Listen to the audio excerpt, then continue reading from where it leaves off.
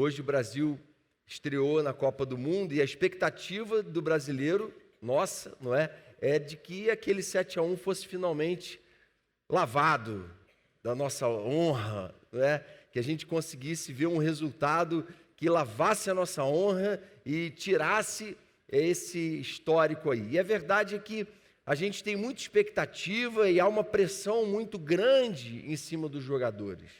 Eles têm uma missão muito grande. Essa missão que eles têm é de defender o país mais vezes campeão do mundo, o país com maior tradição de futebol, o país que participou de todas as Copas, o país que forma os maiores craques do mundo hoje no futebol. E o que se espera deles é algo próximo à perfeição. E toda essa pressão em cima deles, há também uma expectativa em cima deles em relação até à própria carreira deles. Eles têm essa pressão, porque ali na Copa, dependendo da jogada, dependendo do desempenho, a carreira daqueles jogadores pode deslanchar, pode alavancar, eles podem entrar para a história do futebol, porque estão na Copa do Mundo. Ou pode também desandar completamente. Podem simplesmente experimentar uma derrocada. Então há toda essa pressão da mídia, há uma pressão dos brasileiros nas redes sociais, e eles então precisam responder a essa expectativa. Porque inclusive milhões e milhões de dólares estão em jogo. Patrocinadores, há uma série de questões aqui. Não é uma missão nada fácil, essa que é a verdade. Agora, e quanto a nós? Talvez a gente não tenha diante de nós uma missão de milhões de dólares. Mas a gente tem, segundo a palavra de Deus, uma missão com certeza dificílima, humanamente impossível de se cumprir. Humanamente impossível de se alcançar. Nossa missão é nada mais, nada menos do que ser perfeitos. Alguns podem ficar chocados ao ouvir isso, mas foi isso que Jesus disse. Ele falou assim, Mateus 5,48, sejam perfeitos, como perfeito é o Pai Celestial de vocês. Sejam perfeitos, porque vocês foram criados para ser perfeitos. Porque Jesus veio em perfeição, viveu como homem perfeito e disse que vocês, a partir de então, estão numa relação de aliança com Ele, em que vocês vão buscar ser perfeitos como Ele. A expectativa do Senhor, então, é lançada. O que deu na cabeça de Jesus quando Ele falou isso? Será que Ele esqueceu da nossa pecaminosidade? Será que Ele esqueceu de que todo ser humano tem uma natureza decaída? O que acontece, irmãos queridos, é que o Evangelho não veio nos dizer que a gente tem que se conformar com uma identidade deformada pelo pecado. O Jonatas não tem que se conformar com a identidade que foi construída a partir dos seus pecados. Mas ele tem que, dia a dia, buscar a perfeição, a construção de uma identidade feita à imagem e semelhança de Jesus, reconciliada com Deus, uma identidade conforme ele foi criado para ter. Eu e você não fomos criados para a imperfeição, por isso a gente não se conforma. E a gente é muito crítico, já reparou? Esse criticismo, às vezes, exacerbado, é porque a gente não foi feito para a imperfeição. A gente se incomoda muito com a imperfeição. E é certo que seja assim mesmo. A gente não deve tratar os nossos erros como que algo que deva ser banalizado. Existe um falso ensino da graça que banaliza o erro e o pecado. Que prega assim, olha, você está pecando, não tem problema não, Jesus já morreu pelos seus pecados. Vai e continue sendo imperfeito. Continue acomodado e conformado com esse estado de erro reincidente, recorrente. Não foi isso que Jesus falou. Ele falou, sejam perfeitos como perfeito é o Pai de vocês que está nos céus. Então há esse dilema, há esse paradoxo, em que ao mesmo tempo que nós nos reconhecemos falhos e nós não acreditamos no perfeccionismo, que prega que é possível ser perfeito nesse mundo, cuidado, Mas, ao mesmo tempo, Jesus colocou diante de nós o desafio da busca pela perfeição. Essa missão que vai afetar a nossa vida enquanto homens, enquanto mulheres, enquanto pais, mães, enquanto irmãos em Cristo, enquanto cidadãos na sociedade. E aí, no meio dessa cultura de corrosão e de deturpação da doutrina da graça, hoje em dia é proibido falar em moralidade, é proibido falar em moral, porque isso é moralismo religioso. Só que santidade tem a ver com a perseguição, com a busca de uma moralidade que reflita Cristo. Necessariamente. A gente tem que fugir tanto de uma moral frouxa, acomodada com o erro e com o pecado, como também de um moralismo religioso, farisaico, que pode nos dar aquele senso de superioridade. E aí eu não sei se você já se pegou nessa busca verdadeira, sincera, de coração, por ser perfeito, por ser como Jesus. Olha, não tem soberba que sobreviva a essa busca. Quando você começa essa busca de coração, é que você começa a se deparar todo dia com o seu pecado. Antes de você conhecer a palavra de Deus, você se acha o cara. Mas quando você começa a ler, meditar nela, e ela passa a ser lâmpada para os seus pés, luz para os seus caminhos, você começa a olhar para si mesmo e sentir vergonha de certas coisas. Você começa, às vezes, a sentir até um certo senso de derrota, de fraqueza. E aí, é nesse momento que a gente se reconhece falido, que a graça de Deus abunda, que a graça de Deus cobre a multidão dos nossos pecados. É nesse momento em que nós nos humilhamos, há uma tristeza santa e profunda sentida por nós. O texto que a gente vai ler agora é um texto em que o nosso próprio Senhor Jesus, na sua talvez expressão máxima de humanidade, estava para ser crucificado e sabia da sua morte iminente, do seu martírio iminente. E ele então, naquele momento, resolve recorrer a alguns recursos que eu e você precisamos aprender a recorrer quando a gente está sofrendo certas pressões na nossa caminhada com Deus nesse mundo, na nossa busca por perfeição, na nossa busca por santidade, na nossa busca por ser homens e mulheres melhores, cada vez mais feitos e refeitos à imagem e semelhança de Cristo. E esse texto vai ensinar isso para a gente a partir do exemplo de Jesus. Vamos ler Mateus 26, verso 36. Diz assim: Então Jesus foi com seus discípulos para um lugar chamado Getsêmani e lhes disse: Sentem-se aqui enquanto vou ali orar. Levando consigo Pedro e os 2 filhos de Zebedeu, começou a entristecer-se e a angustiar-se. Disse-lhes então: A minha alma está profundamente triste, numa tristeza mortal. Fiquem aqui e vigiem comigo. Indo um pouco mais adiante, prostrou-se com o rosto em terra e orou: Meu Pai, se for possível, afasta de mim este cálice.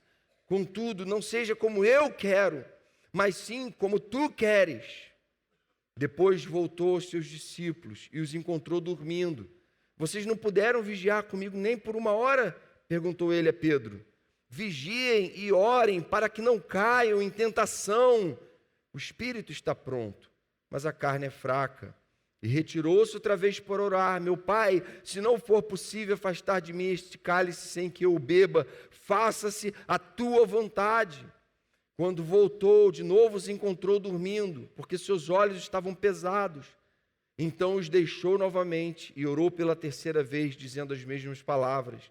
Depois voltou aos discípulos e lhes disse: Vocês ainda dormem e descansam? Chegou a hora. Eis que o Filho do Homem está sendo entregue nas mãos de pecadores. Levantem-se e vamos, aí vem aquele que me trai. Jesus, então, cumprindo o clímax da sua missão. E nós também temos as nossas missões individuais. Nós temos uma missão enquanto igreja mais ampla, mas temos uma missão enquanto discípulos de Jesus que tem a ver com toda a nossa vida. Nada mais, nada menos do que com toda a nossa vida. O que a gente faz secularmente não é algo diferente da missão que a gente cumpre diante de Deus. É parte dessa missão e deve ser para a glória de Deus.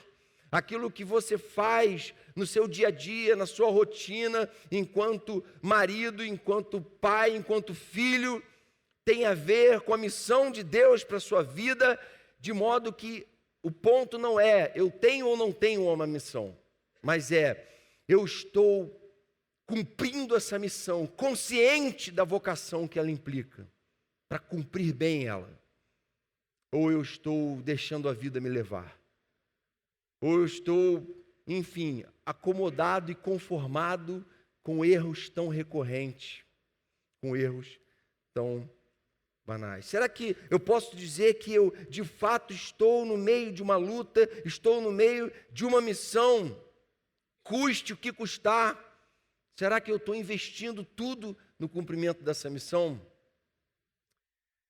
Momento em que, final da vida de Jesus ali, Jesus fala assim para Pedro: Pedro, quando você era mais jovem, você vestia-se e ia para onde queria, mas quando for velho, estenderá as mãos e outra pessoa o vestirá e o levará para onde você não deseja ir. Jesus disse isso para indicar o tipo de morte com a qual Pedro iria glorificar a Deus. Missão que Deus havia delegado a Pedro era uma missão que exigia dele mais do que até aquele momento ele havia entendido. Há missões que Deus quer que eu e você cumpramos, que talvez a gente ainda não tenha se apercebido da grandiosidade que elas implicam e que elas envolvem. E há momentos em que a gente tende a enfraquecer, e a capitular, e a desistir, e a baixar a guarda, e a sair da luta, e a deixar rolar. Há momentos em que tudo flui em prol do cumprimento dessa missão, que as coisas estão indo bem, aparentemente. Mas há momentos que são noites escuras.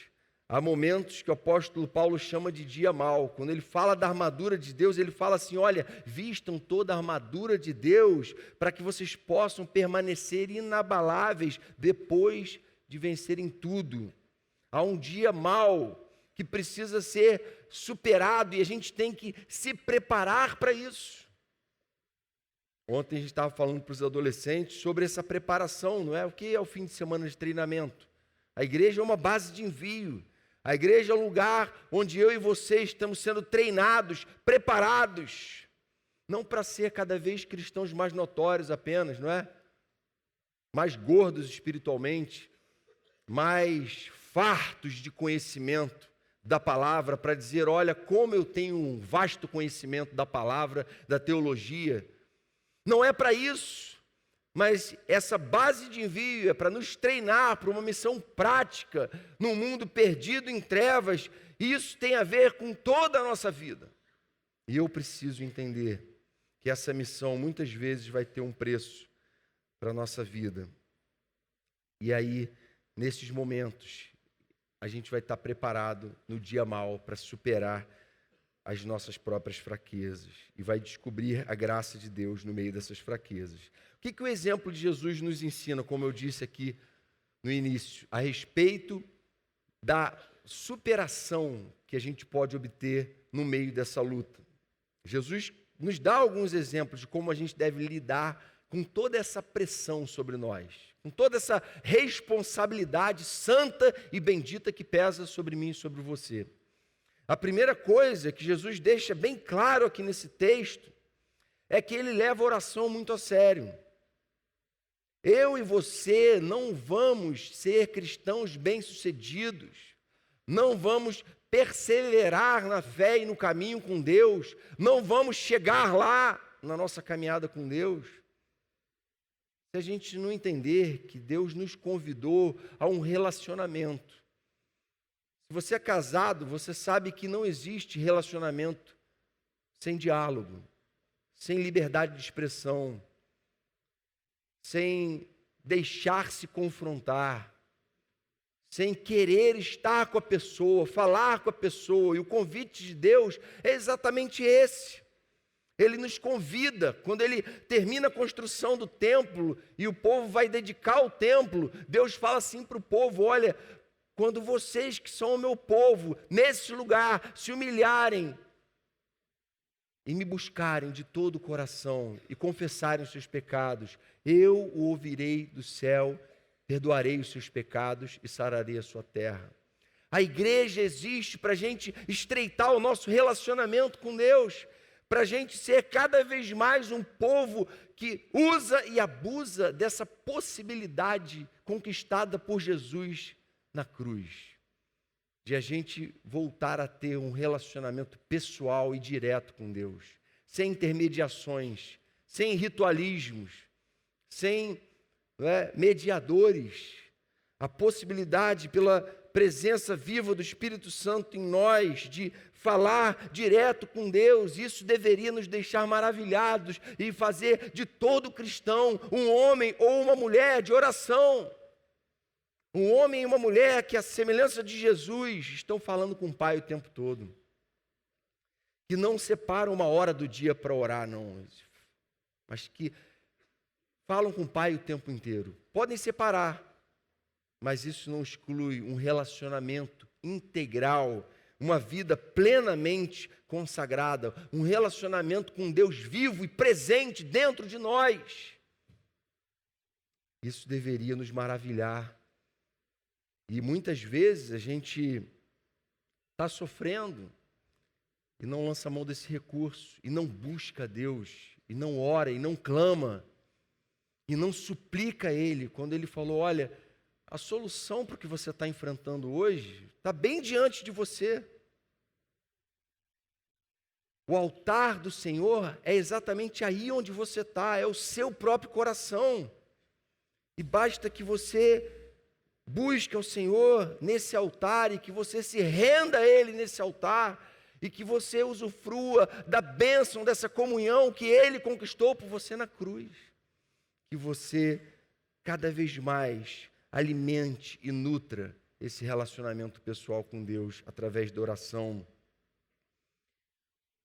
Verdade que a gente tem aqui um povo comprometido com oração, não é? Tanto individual, em casa, no quarto, com a porta fechada, como também aqui nas reuniões públicas, para a glória de Deus. Mas, irmãos, é pouca gente demais para a quantidade de gente que está me ouvindo aqui agora. A gente tem que se incomodar com isso, a gente tem que pedir a Deus que Ele derrame sobre nós uma sede santa de orar mais, porque a gente está deixando de usufruir de uma saúde espiritual que Ele conquistou para nós com o Pentecostes, um relacionamento com o próprio Deus na pessoa do Espírito. Por que a gente às vezes resiste tanto à oração? Porque a oração é um ato de humilhação por excelência, não é? Quem pede alguma coisa para alguém, o que está fazendo? Dizendo assim: olha, eu não tenho, então você pode me dar isso. Só que a gente não quer fazer esse exercício de auto-humilhação, a gente quer dizer para Deus como as coisas têm que ser. A gente não quer mostrar para Ele a nossa fraqueza, porque a gente está numa cultura que você não pode se mostrar fraco. Você não pode se humilhar, e a gente está diante da pessoa, do próprio Filho de Deus encarnado, sem pecado, perfeito, orando e clamando, e angustiado, derramando a sua alma e toda a sua humanidade, se mostrando frágil, sendo o próprio Deus, para nos esvaziar de toda pretensão, para ferir muitas vezes o nosso orgulho tão autodestrutivo para nós. Nós somos o povo de Deus e o desejo dele é que a gente aprenda a resolver nossas crises diante do altar dele, amém? Que a gente aprenda a colocar mais diante dele, imitar mais Jesus nisso também. Às vezes a gente consegue imitar Jesus tendo uma moral correta, deixando de fazer isso, de fazer aquilo, mas a gente deixa de imitar ele por não ter um relacionamento ativo com o Pai. um relacionamento íntimo com o Pai, que ama a presença dEle, que ama adorá-lo, que ama buscá-lo, que tem usado de todos os meios para fortalecer a sua própria relação com Deus. E isso é muito básico. Não se engana, não. Se você não tem feito essa busca, você está correndo risco. Tem gente que pode ter se acomodado. Pô, me converti, parei de fazer isso, parei de fazer aquilo, parei de fazer aquilo outro. Tá bom. Ninguém tem nada de que me acusar moralmente. E você está deixando o pecado por dentro e corroendo, o orgulho. E Deus está querendo te chamar a uma vida mais positiva, mais ativa no seu relacionamento com Ele, para que o inimigo não te pegue desprevenido. Segunda característica, aqui do exemplo de Jesus, debaixo de tanta pressão, debaixo de tanta agonia, é que outra coisa que é uma ferramenta bíblica importantíssima para a gente viver vitorioso sobre toda essa pressão do pecado e do mal, é a construção de relacionamentos significativos. Gente, sozinho não dá. Só que a gente tem uma mania de, não é, se encastelar, se isolar, a gente não quer rasgar o coração, a gente, célula não, eu até vou, mas participar, não é? Não estou com tempo para discipulado, não. Não quero prestar contas para ninguém, não. E a gente vê o próprio Senhor Jesus chamando Pedro e João ali, Pedro, Tiago e João, falando, gente, eu preciso de vocês agora. Eu sou santo, eu sou filho de Deus encarnado, eu estou em relação constante com o Pai, mas eu não posso ficar sozinho, é pesado demais. Eu preciso ter gente junto comigo nesse caminho. Será que a gente pode dizer que está construindo relacionamentos significativos na nossa caminhada com Jesus? Célula, por si só, gente, é só um meio pelo qual você pode fazer isso. É um meio, uma estratégia bíblica criada por Deus para você fazer isso. Foi assim que Jesus fez, não foi? Não teve uma célula dele, e ali ele tinha aquele grupo mais íntimo. Então, cuidado, você que está se fechando, você que está se isolando, você que está deixando o orgulho criar uma barreira, você que evita amizades verdadeiras e profundas. E peça a Deus, Senhor, me ajuda a construir relacionamentos que vão ser amizades verdadeiras, que vão ser gente que não vai olhar para mim e dizer o que eu quero ouvir, vai olhar nos meus olhos e dizer o que eu preciso ouvir, mesmo não querendo. Vão ser gente que vai me confrontar com a tua palavra e com isso mostrarem que de fato me amam, que não estão edificados sobre a mentira e sobre o engano. Agora, Jesus recorreu a pessoas, mas ele não criou uma expectativa irreal em relação às pessoas. Ele sabia que eram seres humanos falhos, e eles deram prova disso. Ao invés de ficarem ali intercedendo pelo Senhor naquele momento crítico, o que eles fizeram? Não é? Não oraram, foram dormir. As pessoas vão me desapontar, vão te desapontar. As pessoas vão ter falhas. E só se eu entender que eu também sou uma pessoa falha, humana e passível de correção, é que eu vou me expor a um relacionamento com elas. Só se eu for e me entender como um ser humano falho, fraco, é que debaixo de toda essa pressão, eu vou aceitar ajuda até de gente falha. Quero caminhar com essas pessoas. Elas são falhas também, assim como eu. Mas eu não sou melhor do que elas. Toma cuidado com isso. Os fariseus tinham muita dificuldade de caminhar com gente falha, porque eles viviam uma vida de aparência.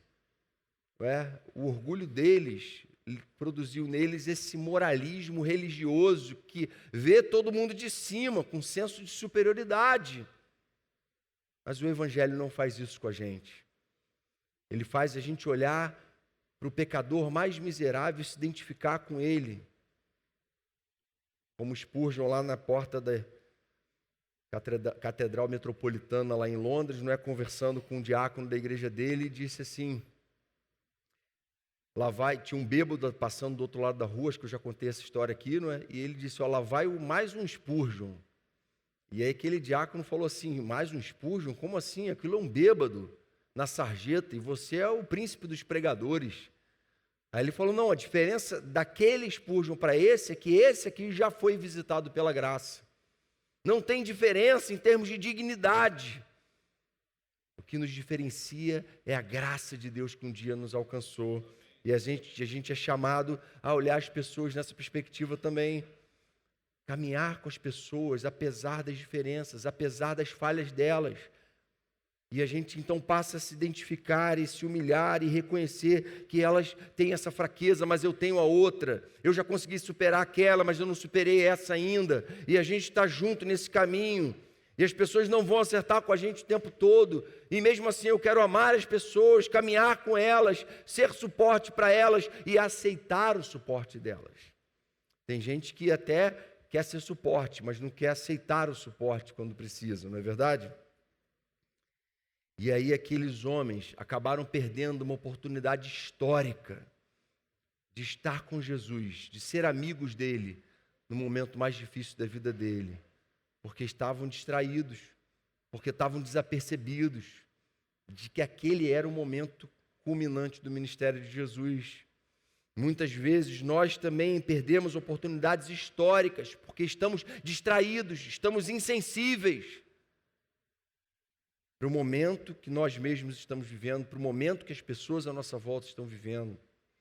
E o Senhor então nos desafia a valorizar e a voltar a valorizar os relacionamentos, para que a gente, junto, nesse tecido social que a igreja representa, nessa comunidade da fé, se fortaleça na nossa caminhada com Jesus e seja vitorioso na nossa caminhada e na nossa luta contra o pecado.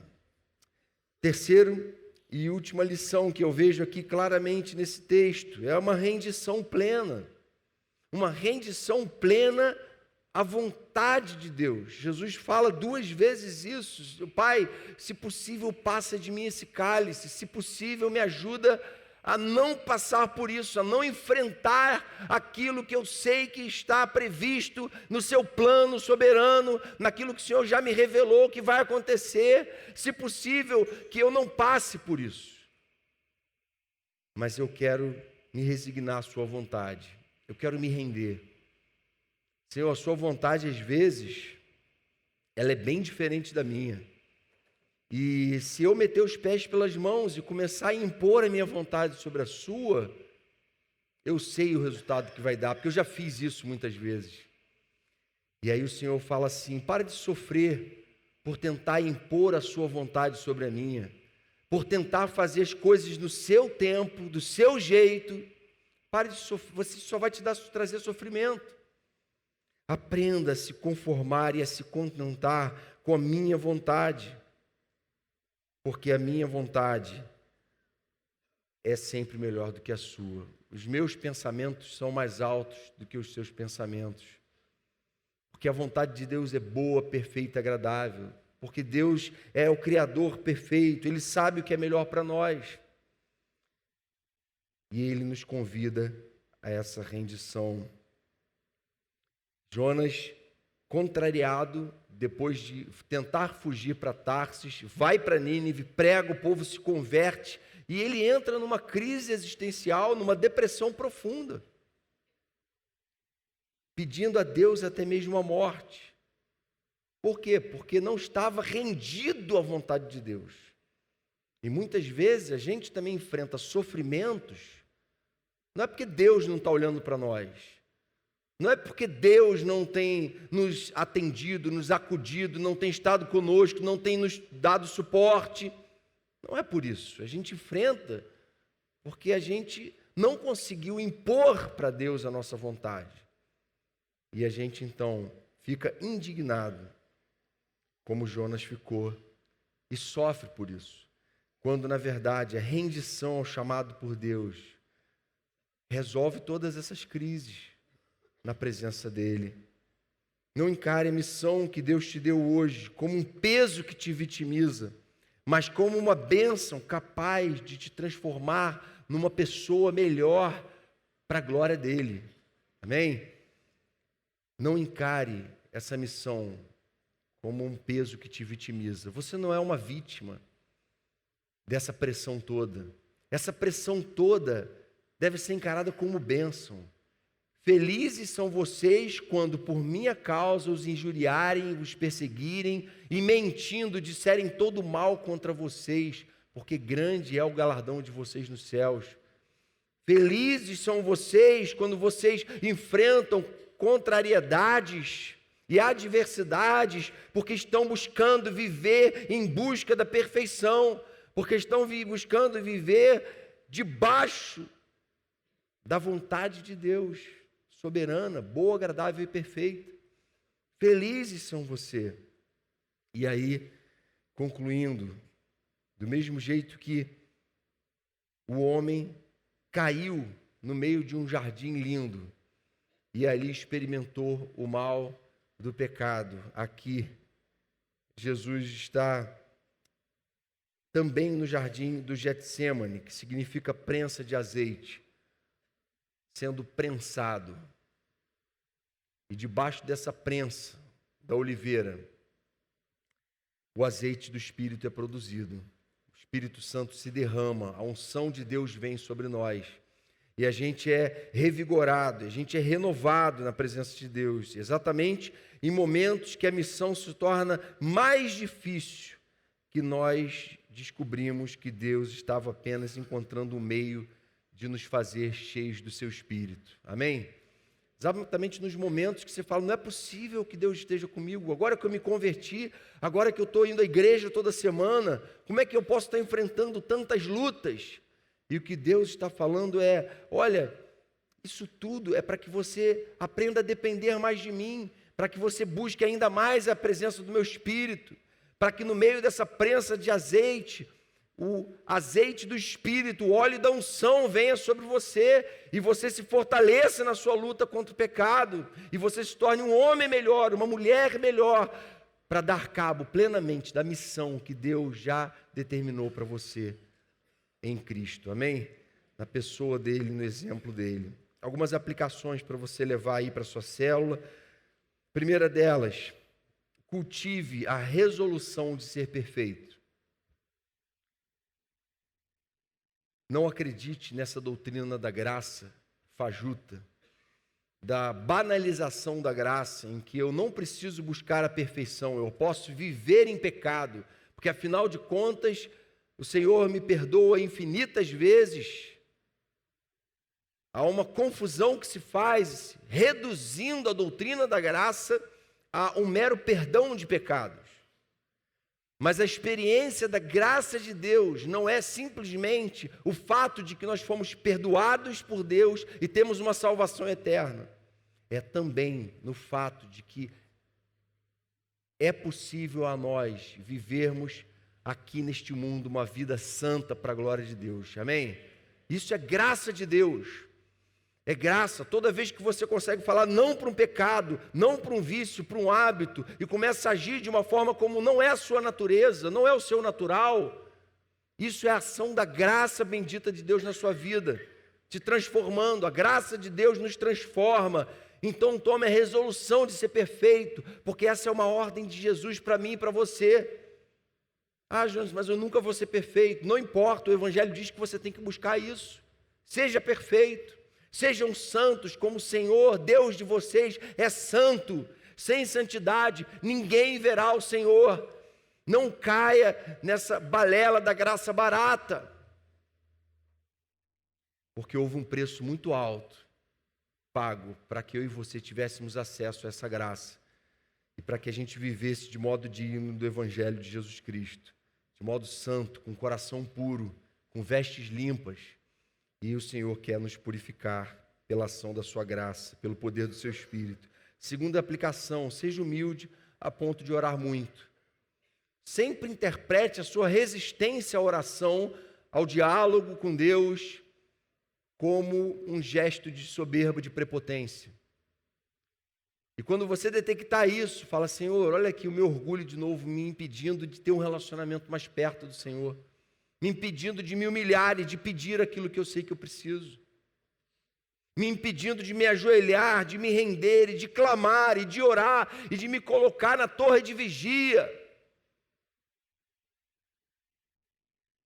Porque os dias são maus e a gente precisa estar nessa torre, e a gente precisa estar vigiando, a gente precisa estar orando mais do que nunca. Essa palavra aqui é para mim. Não é que eu não ore, mas eu sempre acho que eu oro menos do que deveria. E a gente tem que ir diante de Deus com humildade, falar: Senhor, eu quero me relacionar mais com o Senhor, eu quero viver mais cheio do Teu Espírito Santo. A Tua palavra diz que a oração é o recurso-chave para isso.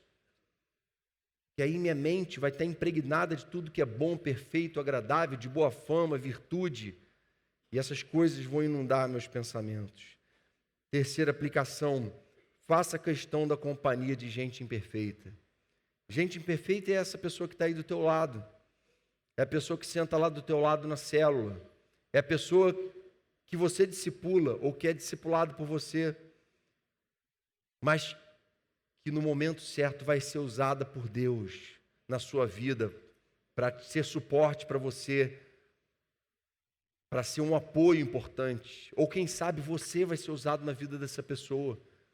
Por isso, não abra mão de não apenas ter um relacionamento de risinhos depois do culto, de tapinha nas costas, de cumprimentos agradáveis depois do culto de domingo, mas fale: Senhor, eu quero mais, eu quero ter amigos e amigas verdadeiros, eu quero ter amizades significativas, gente com quem eu tenho liberdade, que tem liberdade para me confrontar com a Tua palavra, e quando eu for confrontado eu vou dizer amém. É o próprio Deus que está me confrontando através da sua vida. E eu me submeto, e eu acato, e eu presto contas. Porque o Espírito Santo me capacita a isso. Porque Ele mata o meu orgulho e Ele me capacita com essa humildade. Então, faça questão da companhia de gente imperfeita. Gente que erra como você. Em quarta e última aplicação: não sofra mais com seus planos, mas renda-se aos planos de Deus. Pare de sofrer porque você colocou uma expectativa de que quando eu chegasse aos 40 anos, eu ia ter então nos meus planos, essa é aquela graduação, esse é aquele salário, eu ia ter um conforto do nível X, ou então eu ia, enfim, ser popular, fazer sucesso no YouTube, e nada disso aconteceu, porque você criou uma expectativa que não tem nada a ver com aquilo que Deus tem para você, que não é menos nobre, menos digno, de forma alguma, pelo contrário. Ele sabe de que Ele está te livrando quando Ele diz um não para você, quando Ele fecha uma porta para você, quando Ele te priva de algumas, entre aspas, bênçãos, que aparentemente seriam coisas grandiosas e boas, humanamente falando, mas Ele mesmo tem contido e tem impedido que certas coisas aconteçam para privar você. Então renda-se aos planos dEle. Senhor, eu estou feliz pela vida que o Senhor me deu, eu estou feliz porque hoje eu estou aqui rendido aos Teus pés, rendido ao Teu chamado para a minha vida, e simplesmente querendo cumprir a missão que o Senhor delegou a mim. Amém? Feche seus olhos, vamos orar ao Senhor.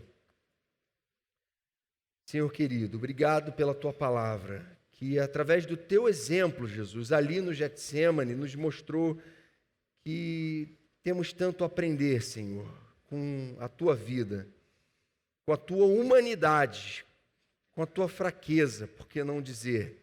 O Senhor se mostrou fraco e nisso, Senhor, foi vitorioso, para deixar para nós um exemplo tão maravilhoso. Vem nos ensinar a ser humildes e, sendo humildes, te buscar de todo o coração, buscar a Tua vontade, buscar construir relacionamentos verdadeiros e significativos, buscar ser homens e mulheres que oram e que resolvem a sua crise diante do Teu altar, para a honra, glória e louvor do Teu nome que te pedimos. Faz assim na nossa vida, em Teu nome, Jesus. Amém, Pai.